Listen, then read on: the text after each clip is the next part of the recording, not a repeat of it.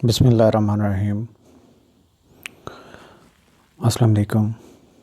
आज के सेशन में हम एफपीएससी के पेपर को अटेम्प्ट करने और ड्यूरिंग पेपर आपको क्या क्या ट्रिक्स यूज़ करने हैं जो आपका एज ए टूल आपकी हेल्प करेंगे। और सेकेंडली हम इंटरव्यू पे बात करेंगे कि आज से ही आप इंटरव्यू की तैयारी कैसे कर सकते हैं।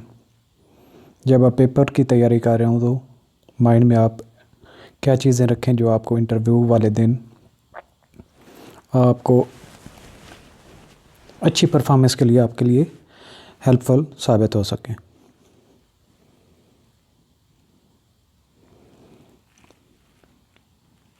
सबसे पहली बात जो मेन आपको पता होना चाहिए कि एफपीएससी का जो पेपर होता है उसमें 100 क्वेश्चन होता है और 1 घंटा 40 मिनट्स होते हैं आपके पास, यानी कि 100 क्वेश्चन के लिए 100 मिनट्स ही होते हैं आपके पास, यानी कि 1 मिनट 1 क्वेश्चन के लिए होता है आपके पास,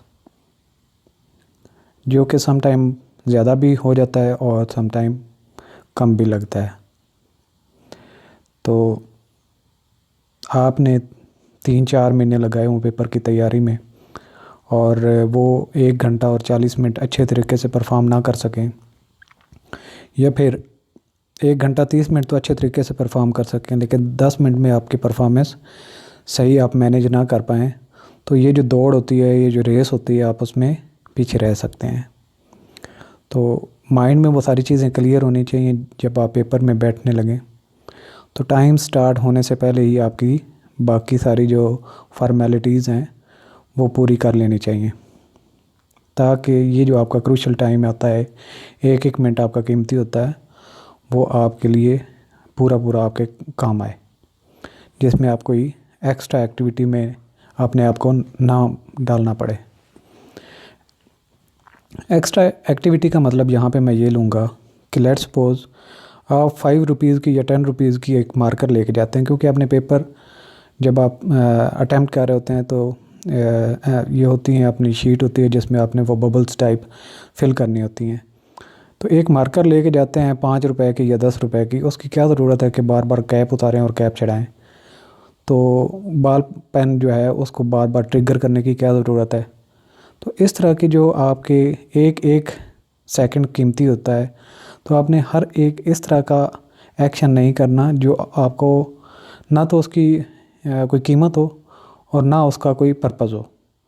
तो मार्कर 1 की बजाय 2 लेके जाएं और उसकी कैप ओपन ही रखें। 1 घंटे 1.5 में वो ना ख़त्म होगी ना वो खुश्क होगी, और हो सकता है कि आपके अगले पेपर के लिए 3-4 महीने का गैप हो या फ़र्क या आपको देना ही ना पड़े, तो आपके मार्कर फिर किसी काम की भी ना हो, तो उस मार्कर को वहाँ पे बचाने की कोई ज़रूरत नहीं है।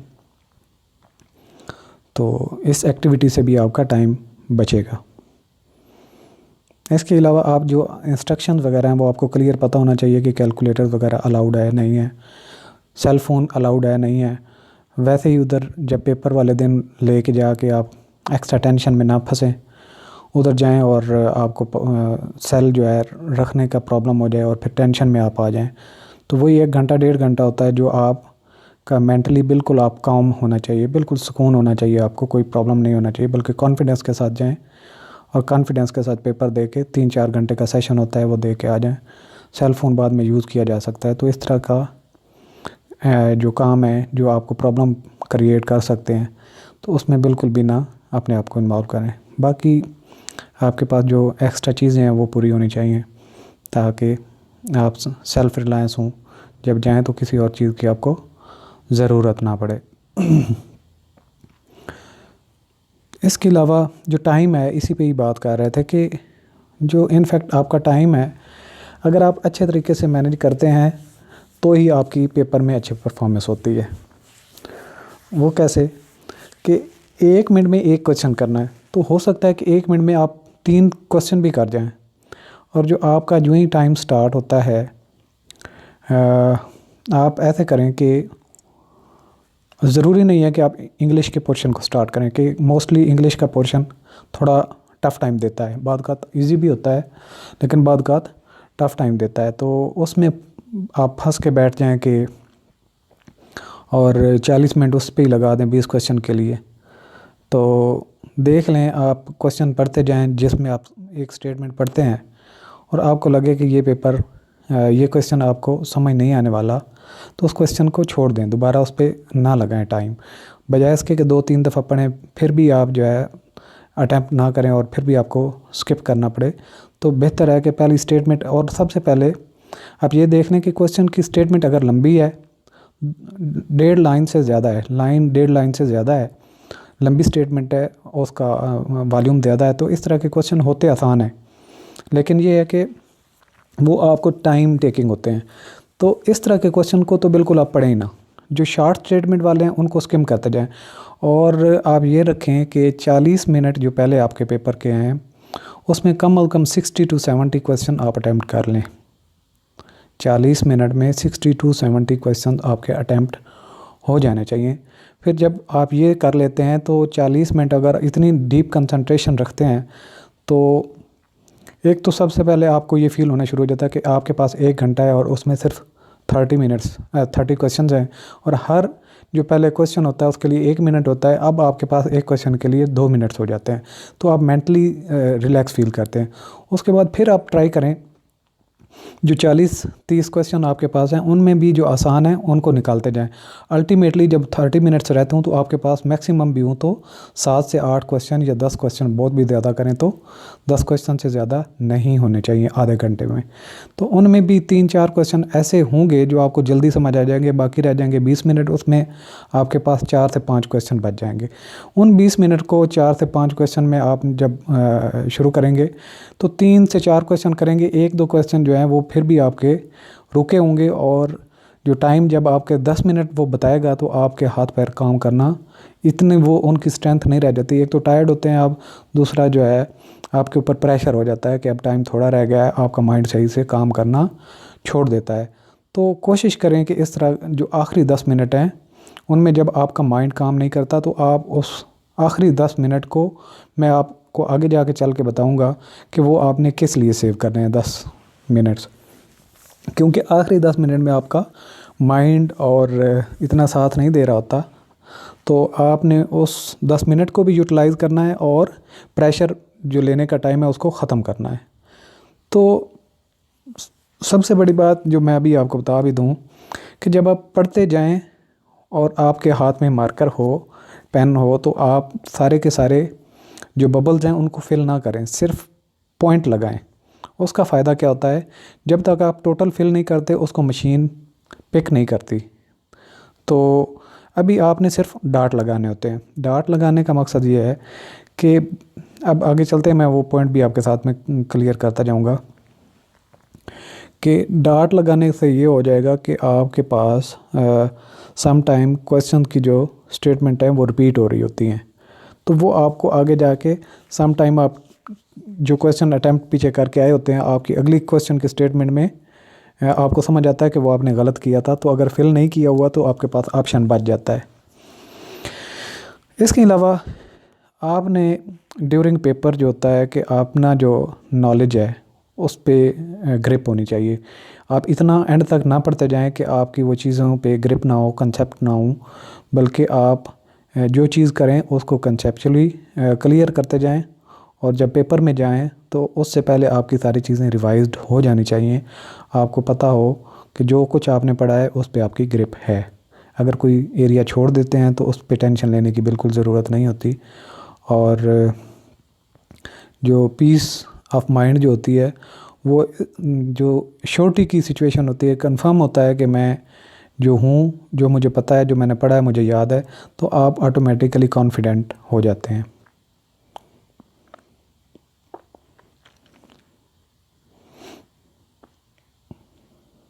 अच्छा, जो पहले अभी मैं बात कर रहा था कि सम टाइम ऐसे क्वेश्चन भी आते हैं जिनमें बंदा क्लियर नहीं होता, और जब पेपर आप अटैम्प्ट कर रहे होते हैं तो वही क्वेश्चन जिसमें आप क्लियर नहीं होते, आप इस कन्फ्यूजन के शिकार होते हैं कि इसका ऑप्शन ए है या बी है, इसकी जो स्टेटमेंट है वो 5% वाला आंसर ठीक है, 10% वाला ठीक है, तो आगे चल के वो पेपर में कोई ना कोई स्टेटमेंट वही रिपीट करता है जो वो पिछले वाला आपका क्वेश्चन होता है उसके साथ रिलेट कर रहा होता है।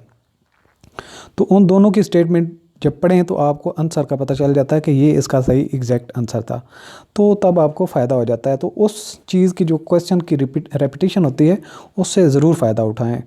कोई जिस क्वेश्चन में आपको थोड़ा सा शक हो उसको तो बिल्कुल अभी अटैम्प्ट ना करें। एक दफ़ा पेपर को थारोली जब पढ़ लेंगे तो 2 से 3 क्वेश्चन ऐसे होंगे जो आपके क्लियर नहीं हो रहे होंगे, लेकिन क्वेश्चन को आगे जाके पढ़ने से आपकी वो स्टेटमेंट क्लियर हो जाती है। तो वो अटैम्प्ट करने से पहले पहले आपने ये नहीं करना कि तुक्का लगा के उसको बबल को फिल कर दें ताकि ऑप्शन ही आपका ख़त्म हो जाए। तो ये मेरे साथ, मैंने तो जितनी दफ़ा भी दिया था पेपर, मेरे साथ तो मैनी टाइम ये केस हुआ कि 2 से 3 पेपर में क्वेश्चन जो हैं वो रिपीट हो रहे होते थे, जिनमें सम टाइम रिपीट भी हो रहे होते थे। एक दफ़ा किसी तरीके से पूछा है, दूसरी दफ़ा फिर किसी तरीके से पूछा है, और फिर एक जगह पे जहाँ पे सवाल किया गया दूसरे अगली जाके स्टेटमेंट में जवाब मिल जाता था, तो उसका बड़ा फ़ायदा होता है। इसके अलावा वोकैबलरी का जो पार्ट होता है आप इसको मेहनत तो करें, हमने स्टार्ट तो किया हुआ है वोकैबलरी का हिस्सा, उसको आप डेली बेसिस पे टाइम देते रहें ताकि आपकी वोकैबलरी पे ग्रिप बनती जाए। और दूसरे नंबर पे आपकी जो वोकैबलरी है वो सिनोनिम, एंटोनिम और यही चीज़ें होती हैं। आपको उसमें देखें कि आपका एक क्वेश्चन है, उसके 4 ऑप्शन हैं, तो 4 में से 2 तो ऑटोमेटिकली आपको बता रहे होते हैं कि ये चीज़ मैच नहीं कर रही। तो इन फैक्ट जो वर्ड्स मैच नहीं कर रहे होते उनको आप स्किप कर देते हैं। तो 2 दरमियान में जो बचते हैं बाद में ज़्यादा जिनमें आप कन्फ्यूजन के शिकार होते हैं, ए है या बी है, सी और डी तो बिल्कुल लगता ही नहीं है इसका ऑप्शन। तो ए और बी में आप जो जब तुक्का लगाएंगे तो आपके 50% चांस होंगे ठीक या गलत होने के, तो उससे भी थोड़ा सा आप फ़ायदा लगाएं। और बाकी कुछ अल्फाज ऐसे भी होते हैं जिनकी एक आपको वर्ड पहली दफ़ा पढ़ रहे होते हैं और मीनिंग का भी नहीं पता होता, लेकिन उसका जो लहजा होता है वो आपको बताता है कि इसके लहजे से कुछ मुझे ये लगता है। तो जो लहजा होता है, इनफैक्ट ज़ुबान जो होती है, इंग्लिश लैंग्वेज जो कंस्ट्रक्ट हुई है, ये भी एक साउंड से हुई है, एक लहजे से हुई है, तो इसमें भी एक हिडन मीनिंग्स होते हैं। तो जब आप हेल्पलेस हो जाएं तो वो भी उसको आप लोकेट करने की कोशिश करें कि इसकी क्या है, तो वो बड़ा तुक्का जो है काम करता है। इसके अलावा जो सेंटेंस करेक्शन है, इसमें भी आपको बड़ी एक सेंटेंस ग्रामर तो बहुत काफ़ी वाइड है, आप उसमें चीज़ें जो है वाइड तो हैं ही सेंटेंस स्ट्रक्चर का हिस्सा, लेकिन इसमें आप की जो स्टेटमेंट होती हैं 3-4, 1-2 बड़ी क्लोजली रिजेंबल कर रही होती हैं, और एक जो आउट ऑफ रूट होती है, जो आउट ऑफ रूट होती है वो तो समझें कि बिल्कुल नहीं है, और दूसरी जो रिजेंबल कर रही होती हैं उनमें आपका जो है ना ठीक ठीक आंसर, किसी में इज़ का फ़र्क होगा, किसी में आर का फ़र्क होगा, किसी में सिंपल जो है एक हो सकता है आर्टिकल का फ़र्क हो, तो वो आपने लोकेट करना होता है। जितनी माइनट उनकी आपस में डिफरेंस होगा सेंटेंसेस का, वो क्लोजली मैच कर रहे होंगे, तो उनमें से आपका ऑप्शन होना चाहिए। ये मैं उस सिचुएशन में बता रहा हूँ जब आपको सही उसकी समझ नहीं आ रही और आपने तुक्का लगाना है, और जब आपको कंफर्म हो फिर तो आपको समझ आ जाती है कि ये आपका आंसर ठीक ठीक है। बाकी ड्यूरिंग पेपर जो है आपने कॉमन सेंस यूज़ करना होता है और अपने आप पे कंट्रोल रखना होता है। कुछ भी नहीं होने लगा, अगर फ़र्ज़ कि आप मेरिट में नहीं भी आते तो अगली दफ़ा आपका चांस मिल जाएगा। एफपीएससी कौन सा आपकी चांस काउंट करता है, तो उसमें बिल्कुल भी टेंशन लेने की ज़रूरत नहीं होती। पेपर में बिल्कुल जो आप रिलैक्स रहते हैं तो आपका माइंड फ़्लो में चलता है, काम करता है, आपको चीज़ें जो भूल रही हों वो याद आती हैं। जब आप टेंशन की सिचुएशन में चले जाते हैं तो फिर आपको वो जो चीज़ें याद होती हैं वो भी भूलना शुरू हो जाती हैं, और वो क्वेश्चन जो आपको कंफ्यूज करने वाले हों उन क्वेश्चन को फ़ौरन से आप साइड पे होके अगले क्वेश्चन की तरफ मूव कर जाया करें। अगर फर्ज किया कोई क्वेश्चन प्रॉब्लमेटिक है या लगता है कि इसकी यार कितनी पतलिंग स्टेटमेंट है, तो उसको कोई बात नहीं है, वो बाद में देख लेंगे, इससे अगले क्वेश्चन को ले लें, बजाय इसके कि एक क्वेश्चन में आप फंस के रह जाएं और उसी को सोचते रहें। अच्छा, पहले जो मैंने अभी आपको बात बताई थी कि जब आप पहले 40 मिनट में पेपर अटैम्प्ट करते हैं तो फुल कंसंट्रेशन होनी चाहिए, क्योंकि पेपर एक तो ड्यूरिंग टेस्ट बड़ी खामोशी होती है, बड़ा बंदे का एक माइंड बना होता है, बड़ा एक बंदे का फ्रेश माइंड होता है और माइंड भी बड़ी तेज़ी से काम कर रहा होता है, तो उसको आपने हार्वेस्ट करना होता है, उस टाइम में ज़्यादा से ज़्यादा काम करना होता है। तो जब आप 40 मिनट्स के बाद थक जाते हैं तो आपने जो पेपर, जैसे मैंने आपको पहले बताया कि वो बबल पे आपने सिर्फ डॉट लगाते जाना है। तो एक दफ़ा जब पेपर टोटल कर चुके होते हैं, तो 40 से 50 मिनट फाइल के गुजरे हैं, तो एक दफ़ा आपने 100 क्वेश्चन सारे पढ़ लिए हैं। तो जो वो आपकी कन्फ्यूजन थी कि एक क्वेश्चन की क्लैरिटी नहीं है और उसका आगे फर्दर कोई ऐसी स्टेटमेंट भी नहीं आई, तो अब आपको तुक्का कुछ ना कोई लगाना ही पड़ेगा। तो फिर जो है आप क्या करें, जो डॉट्स हैं उनको फिल करना शुरू कर दें। अब आप थक चुके हैं, अब डॉट्स को आप बैठ के कम्प्लीटली फिल करें। और फिल करने का भी एक तरीका है, मार्कर का मुंह मोटा रखें, बारीक मार्कर, न्यू मार्कर ना लेके जाएं, बल्कि उसको थोड़ा सा मतलब कि उसका मुंह मोटा होना चाहिए। थोड़ा सा ज़मीन पे भले रब कर लें या किसी और चीज़ पे थोड़ा सा रब करने से वो थोड़ा सा मोटा हो जाएगा। और एक दफ़ा उसका सर्कल, उसकी जो सर्कल बना होता है, उसकी जो लाइन है आउट, उस पे उसके ऊपर आप एक दफ़ा पेन फेरते हैं तो सिर्फ दरमियान में एक डॉट बचता है, उस पे आपने दरमियान से एक लाइन लगानी होती है, तो वो आपका फेल हो जाता है। बजाय इसके कि आप ऊपर नीचे मार्कर को बार बार फिल करने की कोशिश में लगे रहें, सिर्फ एक सर्कल जिस तरीके से सर्कल के ऊपर बाल पेन फेरते हैं इस तरीके से फेरेंगे तो वो आपका जो बबल है वो फिल जल्दी हो जाएगा। तो उसमें भी आपने टाइम सेव करना होता है। और जो आपने पहले 40 से 50 मिनट में काम किया होता है, उसको 5 मिनट जो आपका रेस्ट का टाइम होता है, बल्कि बिल्कुल पीछे आप टेक लगा लें, रिलैक्स हो जाएं और उसको सुकून से बैठ के फिल करते जाएं। और फिल करते करते आप दरम्यान में सोचें कि कौन सा क्वेश्चन था जिसको आप छोड़ के आए हैं और आपको याद करना था, याद करने की भी कोशिश करें आ जाए इस पूरे प्रैक्टिस के दौरान। यही मैंने बात की थी कि आपने कम वक्त में ज़्यादा क्वेश्चन, पहला जो सेशन होता है उसमें कम वक्त में ज़्यादा क्वेश्चन करने, और जो दूसरा आपका सेशन होगा जिसमें आपका माइंड भी काफ़ी फंक्शनिंग में हो जाएगा और फिर आपके जो है कई सारी चीज़ें माइंड में आ भी चुकी होती हैं, तो आपने आखिरी जो ज़्यादा टाइम होता है उसमें कम क्वेश्चन करने होते हैं। यही आपकी स्ट्रेटजी होनी चाहिए। इसके अलावा अगर हम इंटरव्यू की बात करें तो इंटरव्यू से लोग बहुत ख़ाइफ़ होते हैं कि इंटरव्यू क्या मसला है, इंटरव्यू में क्या होता है क्या नहीं होता। तो एक तो आपको स्पीकिंग की प्रैक्टिस होनी चाहिए। जब भी आप इंटरव्यू की तैयारी करें तो एक मॉक टेस्ट, अगर आपका कोई दोस्त है या कोई घर में है तो उसको पहले आप 1-2 दफ़ा इंटरव्यू देने की प्रैक्टिस करें। मतलब वो आप कैसे जाएंगे, कमरे में कैसे एंटर होंगे, कैसे बैठेंगे, वो कौन से सवाल करेगा, आप कैसे जवाब देंगे, तो आपकी थोड़ी सी प्रैक्टिस भी होनी चाहिए। दूसरे नंबर पे मैंने 1-2 दफ़ा इंटरव्यू में मेरे साथ ऐसे हुआ, मैंने एक दफ़ा इंटरव्यू देने के लिए बैठा था और जो मुझसे पहला लड़का था इंटरव्यू दे के आया था, और जब वो साथ वाले कमरे में जहाँ पे डॉक्यूमेंट्स वगैरह चेक कर रहे होते हैं, वो जो ही आया तो वो इधर उधर उसको समझ नहीं आ रही थी मैं किधर जाऊँ, और पूछ रहा था कि पानी किधर है, कूलर किधर है, पानी मिल सकता है, और उसको बिल्कुल समझ नहीं आ रही थी, इतना वो पजल हुआ था। तो ये सिचुएशन नहीं, और होंठ उसके इतने खुश्क थे। ये इनफैक्ट क्या होता है कि जब आपके नर्व पे कंट्रोल आपका नहीं रहता और जो है आप लूज़ कर जाते हैं ख़ुद को, तो ये इस तरह की कुछ सिचुएशन हो जाती है। नॉलेज आपके पास है, जितना है वो काफ़ी है। आपको अगर किसी क्वेश्चन का आंसर नहीं भी आता तो इंटरव्यू में आपका नॉलेज नहीं चेक हो रहा था, नॉलेज आपका टेस्ट में पहले चेक हो चुका होता है। आपका इंटरव्यू में सिर्फ बिहेवियर देखा जाता है कि वो जो थ्रेशोल्ड है कि कम से कम नॉलेज बंदे के पास इतना होना चाहिए, वो टेस्ट से ऑलरेडी बंदे को जज कर चुके होते हैं। अब इंटरव्यू में उन्होंने सिर्फ देखना होता है कि बंदे का बिहेवियर क्या है, उसमें आपकी जो पर्सनैलिटी है, दूसरे लोगों के साथ रिएक्ट करते हुए आप कैसे बिहेव करते हैं, कैसे रिएक्ट करते हैं, बात करने का क्या तरीक़ाकार है, आया कि आप में ऑफिसर्स वाली कोई क्वालिटीज़ हैं या नहीं है, कोई ऐसी डेफिशिएंसी तो नहीं है, बोलने में कहीं आपको प्रॉब्लम तो नहीं आता। तो ये सारी चीज़ें इंटरव्यू में देखी जाती हैं मोस्टली। जो आपके रिटर्न जो आपका पेपर होता है उसमें जो आपकी परसेंटेज बन चुकी होती है, इंटरव्यू में अगर वो भी मेंटेन रहे तो आप तकरीबन एलोकेट होने के चांसेस होते हैं। अगर फर्स्ट कि आपका पेपर वीक हुआ था तो फिर इंटरव्यू में आपको अच्छा परफॉर्म करने की ज़रूरत पड़ती है। लेकिन ये जो आपने नॉलेज पेपर में आपने पहले पढ़ के गए होते तैयारी की होती है, वही आपकी इंटरव्यू की तैयारी होती है, उसमें ही कंसेप्ट आप बिल्ड करें, इंटरव्यू में वही आपके काम आएंगे। बाकी जब इंटरव्यू के लिए जाएँ तो वही चीज़ें भले रिपीट कर लें। क्या होता है कि उससे कॉन्फिडेंस बंदे का होता है। मेन एरियाज़ जो हैं उन पे कंट्रोल ग्रिप होनी चाहिए, जो बेसिक चीज़ें उन पे और ज़्यादा ग्रिप होनी चाहिए। अगर मुश्किल चीज़ में बंदा फंस जाए तो कोई बात नहीं होती, लेकिन एक सादा चीज़ में अगर फंस जाओगे तो फिर इंटरव्यू में बेइज्जती भी इतनी ही बंदे की होती है कि यार कैसे सादा सी एक बिज़नेस का स्टूडेंट है और उसको एसेट की डेफिनेशन पूछ ले या वो लायबिलिटीज़ की डेफिनेशन पूछ ले, तो उसको ना आती हो तो वो प्रॉब्लमेटिक है। अगर वो कहीं पूछता है कि डेप्रिसिएशन के मेथड्स बताएं और कौन कौन से तरीका है, या किसी में क्या टेक्निकल पॉइंट आता है, फ़लाँ जगह फ़लाँ पॉइंट पूछ ले, तो उसमें अगर बंदा कोई फंस भी जाए तो चलो चल जाता है। लेकिन एक चीज़ का पता ही नहीं कि एसेट क्या है, लाइबिलिटी क्या है, या इंटेंजिबल टेंजिबल एसेट क्या है।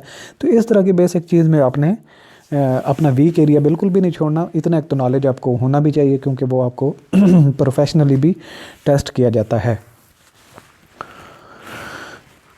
इसके अलावा जब आप इंटरव्यू पे जाते हैं तो आपका नर्व पे कंट्रोल रहे, ये कैसे मुमकिन है? ये बड़ा एक लंबा टॉपिक है, इस पे मैंने बड़ी रिसर्च भी की थी, और मैंने अल्टीमेटली जो रिज़ल्ट इससे निकाले थे वो बड़े फ्रूटफुल भी हमेशा रहते रहे।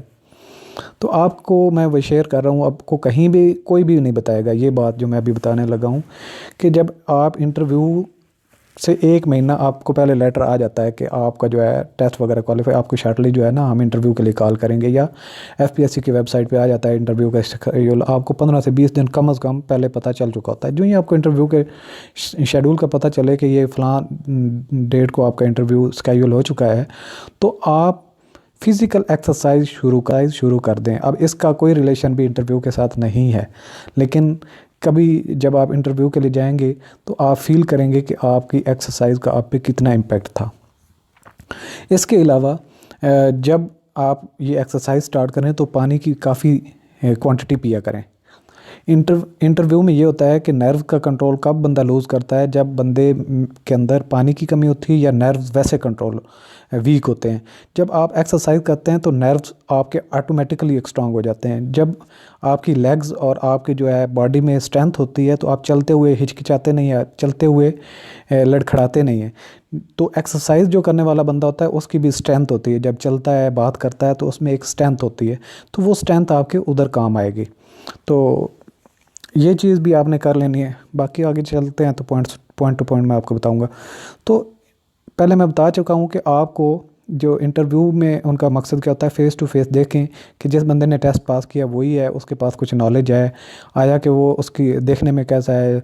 बाकी देखने में कैसा है ये तो इतना बहुत बड़ा मैटर नहीं करता, लेकिन ये कितना कैसे बिहेव करता है, रिएक्शन कैसा है उसका होता है किसी बात पे। और सम टाइम इंटरव्यू में भी आपको कोई ऐसी बात बोर्ड का कोई बंदा कह सकता है जिससे आपको गुस्सा है, तो वो इनफैक्ट ये देखेंगे कि गुस्से की हालत में या प्रेशर की हालत में ये कैसे करता है। अच्छा, एक और मेन बात, इंटरव्यू में जितने भी आप अच्छे आंसर दे लें तो एक टाइम ऐसा आता है कि इंटरव्यू करने वाले कुछ क्वेश्चन ऐसे पुट करते हैं कि आप आंसर ना दें, आपको आंसर ना आता हो। उनकी एक ये ख्वाहिश होती है कि जब आपको किसी चीज़ का नहीं पता तो आप तब कैसे रिएक्ट करते हैं। आप क्लियर बता देते हैं कि मुझे इसका आइडिया नहीं है, आप ये झूठ तो नहीं बोलते, आप ये तो नहीं करते कि पजल हो जाते हैं तो उसके बाद कोई सादा सी बात भी पूछी जाए तो आपको जवाब ना आए, मतलब आप नर्वस हो जाएं। तो नर्वस आपने नहीं होना। जिस क्वेश्चन का आपको सही समझ नहीं आ रही तो आप उनको बता दें कि रिपीट कर ले क्वेश्चन। अगर रिपीट करने पर भी आपको फ़ौरन से पता चल जाए कि ये आपके एरिया का क्वेश्चन ही नहीं है, आपको नहीं पता, आपने इस पर वर्किंग नहीं की हुई, तो उससे सॉरी कर लें कि मुझे इस एरिया पे ग्रिप नहीं है। तो सबसे बेस्ट है ट्रू रहें।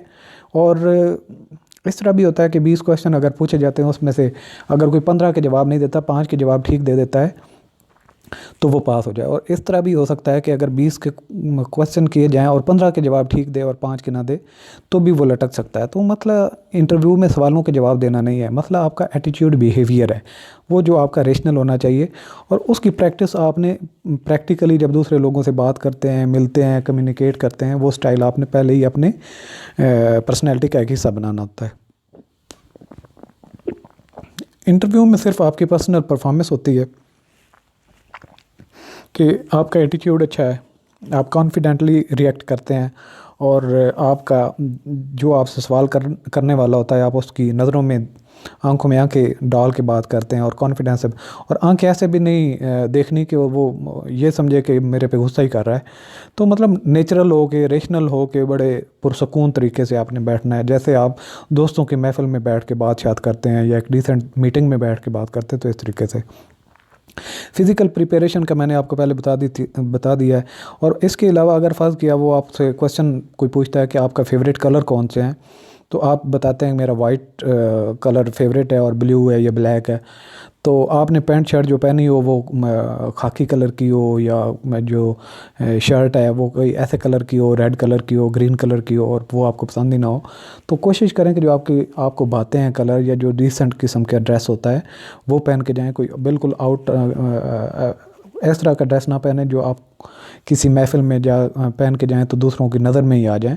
तो डिसेंट सा रखें, मतलब कि blue type black type pant हो आपकी, वाइट या ऑफ वाइट या क्रीम कलर की, इस तरह की कोई शर्ट आपकी हो। तो फीमेल अकॉर्डिंगली जो उनको ज़्यादा सूट करता हो वो उस तरीके से अपना ड्रेस तैयार कर सकते हैं। ड्रेस एक पर्सनैलिटी का जो होता है वो बता रहा होता है कि बंदे की चॉइसेस क्या है, पर्सनैलिटी क्या है। तो डिसेंट चीज़ें पसंद करेंगे तो फिर वो उसका एक अच्छा इंप्रेशन पड़ेगा।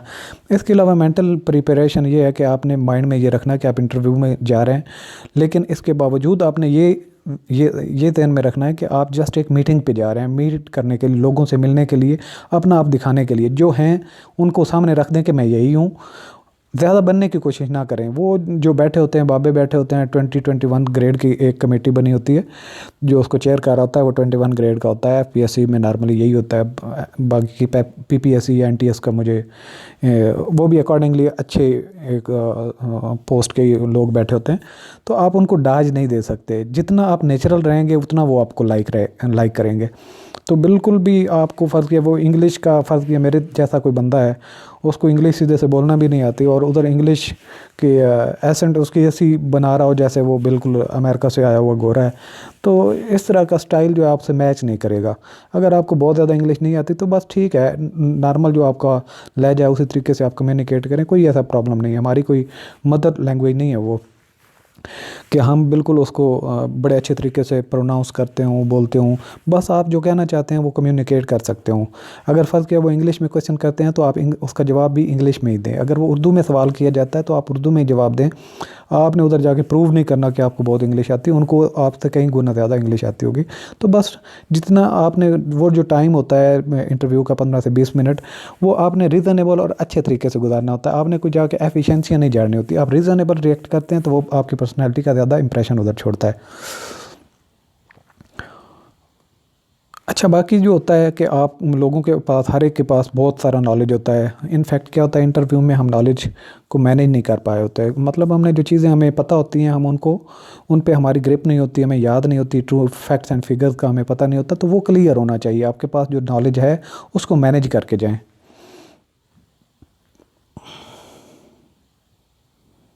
ये पहले ही बात कर चुके हैं कि आपके बिहेवियर, पर्सनैलिटी और एटीट्यूड कैसे होता है अपने सीनियर्स के साथ। उनको बड़ी तमीज़ से बात करें। अगर फ़र्ज़ किया कोई गुस्सा भी उनमें से करता है तो भी आप बड़े एक रीज़नेबल तरीके से उनको रिएक्ट करें। गुस्से के बदले में गुस्सा करने की बिल्कुल कोई ज़रूरत नहीं होती, वो इनफैक्ट आपको टेस्ट कर रहे होते हैं। इसके अलावा जो है आपका तरीक़ेकार बड़ा एक मुद्देबाना होना चाहिए, बड़ा एक लालची टाइप भी नहीं होना चाहिए कि बड़ी जैसे खुशामद कि सर क्या क्वेश्चन किया है, सर ये जो ज़बरदस्त हो, या सर मैंने ऐसा इंटरव्यू कभी नहीं दिया, या इस तरह का। खैर आपको पहले मौका नहीं दिया जाता। दूसरे नंबर पे आप कभी इस तरह का बिहेवियर शो भी ना करें। जस्ट आपसे जो सवाल किया जाए वही जवाब दें। जो आपको डिटेल में भी जवाब आता है तो अगर वो इतना लंबा जवाब नहीं मांग रहे या उनके शॉर्ट आंसर चाहते हैं तो शॉर्ट दें। ये नहीं कि आपके जिस एरिया पे ज़्यादा ग्रिप है उसका बहुत लंबा चौड़ा आंसर देना शुरू कर दें और बिल्कुल फंसा के बैठ जाएँ। तो ऐसे नहीं। और ये भी नहीं, ओवर क्लेवर भी नहीं होना। अगर क्या आपसे कोई मजाक करे उन मेंबर्स में से, तो आप भी मजाक करना शुरू कर दें। अगर वो मजाक करते हैं तो बड़ा एक डिसेंट, बड़े अच्छे अदब से उसका जवाब दे के चुप हो जाएं। तो मतलब इनफैक्ट वो आपको फिसला भी रहे होते हैं सम टाइम कि ये किस तरह का सीनियर के साथ चलता है।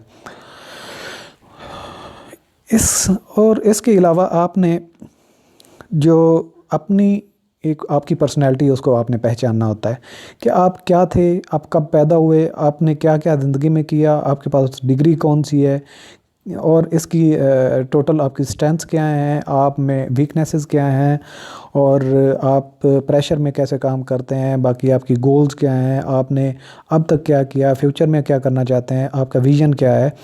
तो अपनी ज़िंदगी को एक विज़न दे के अपने जितना आपका बायोडाटा है उसको बड़े अच्छे तरीके से प्रिपेयर करें।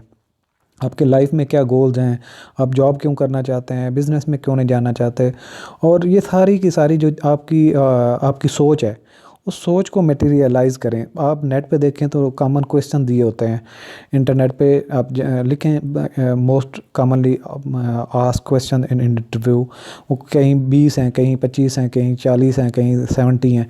तो इस तरीके से आप एक नोटबुक लें और उन की टॉप पे एक क्वेश्चन लिखें और अपनी पर्सनैलिटी के हिसाब से, आपकी जो अपनी ज़िंदगी है उसके हिसाब से उसका एक आंसर बनाएं। उसका फ़ायदा क्या होता है कि जब इंटरव्यू में आप फर्स्ट किए जाते हैं तो सबसे पहला क्वेश्चन मोस्टली होता है जेंटलमैन इंट्रोड्यूस योरसेल्फ। तो ये आप जो सिंपल सा क्वेश्चन है, बहुत मोस्ट सिंपल क्वेश्चन है, जेंटलमैन इंट्रोड्यूस योरसेल्फ। तो बहुत सादी सी बात है और आपको ये नहीं पता होता कि आप अपने बारे में कितना जानते हैं, क्या जानते हैं, क्या क्या बताएंगे। एक इसका तरीक़ाकार फिर ये होगा, एक शॉर्ट आंसर हो, एक लॉन्ग आंसर हो। तो फ़र्ज़ किया कि अगर वो आपसे शॉर्ट आंसर पूछना चाह रहे हैं तो आप पहले शॉर्ट बताएं। अगर वो फिर भी आपसे पूछते हैं एंड मोर, तो वो फिर आप लॉन्ग आंसर की तरफ जा सकते हैं। अपनी डिग्रीज़ के बारे में बताएं, अपनी फ़ैमिली के बारे में बताएं और आपने अब तक क्या तीर मारे हैं, आपकी प्रैक्टिकली क्या कहीं जॉब का एक्सपीरियंस वगैरह है, तो वो सारा कुछ बताना शुरू कर दें। तो आपके पास दो ऑप्शन होने चाहिए, मतलब एक शॉर्ट सा हो जिसमें आप अपना बताएं। तो ये किसी तरह इसका कोई पैट जवाब नहीं है कि आप अपना बताएं, डिग्री बताएं और जॉब जो कर रहे हैं वो बताएं, ये नहीं है। मतलब आप 2 लाइनों में कैसे कंसाइज़ क्या क्या बता के तो अपने बारे में बताते हैं। अगर वो आपको कहता है कि 1 मिनट के अंदर अपने बारे में बताएं, तो फिर आपको फिर भी पता होना चाहिए कि आप अपने 1 मिनट में क्या क्या चीज़ों की समरी बना सकते हैं।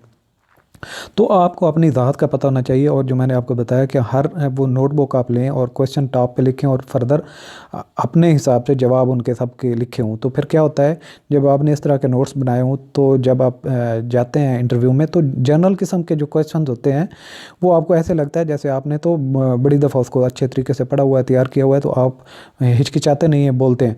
और वो कौन सा इंटरव्यू देने वाला बंदा हुआ कि उससे पूछा जाए अपने बारे में बताओ और वो अपने बारे में भी ना जानता हो, तो फर्दर वो क्या काम करेगा। तो ये आपने जो है आपने तैयारी करनी होती है इंटरव्यू के लिए। तो इंटरव्यू का जो बोर्ड होता है वो आपको इंसान देख रहा होता है, कोई फरिश्ता की इंटरव्यू नहीं कर रहे होते। गलतियां आप करेंगे, वो भी एक्सपेक्ट करते हैं कि एक बच्चा आता है तो उसमें ये प्रॉब्लम हो सकते हैं, कम्युनिकेशन का प्रॉब्लम हो सकता है, इंग्लिश बहुत अच्छी नहीं है, ये भी प्रॉब्लम हो सकता है। और फर्ज के कहीं क्वेश्चन नहीं आता तो भी कोई बात नहीं है, वो जो बैठे होते हैं उन्होंने भी दुनिया जान के सारे सवालात उनको भी नहीं आते होते। बात सिंपल सी है, वो इंसान होते हैं, इंसान का इंटरव्यू कर रहे होते हैं, तो इंसान बन के ही रहें और ज़्यादा ओवर होने की, शैतान बनने की या फरिश्ता बनने की उधर बिल्कुल भी ज़रूरत नहीं होती। Simplify yourself before interview. तो अपने आप को जो है निखार लाने की कोशिश करें, मतलब बहुत बातूनी, बहुत अरस्तू वो बनने की बिल्कुल भी कोशिश ना करें। सादा रहें, सादा से लहजे में, सादा से तरीके में अपने आप को बयान करने की कोशिश करें और ये प्रूव करें कि आप हम्बल हैं।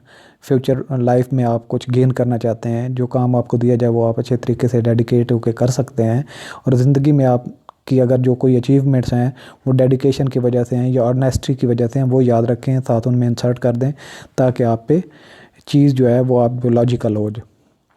बाकी मैनर्स में रहें, जैसे आप जाते हैं कोई ज़्यादा मूवमेंट करने की ज़रूरत नहीं होती, बड़े कॉन्फिडेंस के साथ आराम से बैठे रहें और ज़्यादा कभी इधर देखा, कभी उधर देखा, कभी उसको देखा। अगर वो आपस में कोई बात करते हैं बोर्ड के मेंबर्स सब, तो वो हंसना शुरू कर देते तो आप भी ना बिला वजह हंसना शुरू कर दें, बल्कि एक मैनर्स में रहें। आप सिर्फ इंटरव्यू के लिए एक कैंडिडेट के तौर पे आए हैं तो वो कैंडिडेट ही रहें और नेचुरल रहें, रेशनल रहें। कोई एक्स्ट्रा एक्टिविटी की ज़रूरत नहीं होती, कोई बहुत ज़्यादा लंबी चौड़ी उम्मीद आपसे लगा के वो नहीं बैठे होते, सिर्फ आपको वो जज कर रहे होते हैं। बाकी जब आपका इंटरव्यू वगैरह हो जाता है या ड्यूरिंग इंटरव्यू, बस ये याद रखें कि अल्लाह पे आपका ईमान है। अगर अल्लाह ताला ने आपका रिज़्क़ लिखा है तो आपके 100 सबब बनेंगे। आपकी कोई भी आदत या कोई भी वजह, कोई भी बात उनको पसंद आ जाएगी, वो आपको ज़रूर चूज़ करेंगे। अगर अल्लाह ताला ने आपका रिज़्क़ यहाँ पे नहीं लिखा तो आप जितने भी हनुमान बन जाएं तो आपका यहाँ पे उनकी जो सांचा होता है उस पे आप फिट नहीं आएंगे। तो इसलिए अल्लाह की ज़ात पे यकीन रखें, जहाँ पे कोशिश ज़रूर करें लेकिन छोड़ें अल्लाह की ज़ात पे कि अल्लाह ताला आपको जहाँ पे लेके जाएगा वही आपके लिए बेहतर होगा। Thanks for watching. अल्लाह हाफिज़।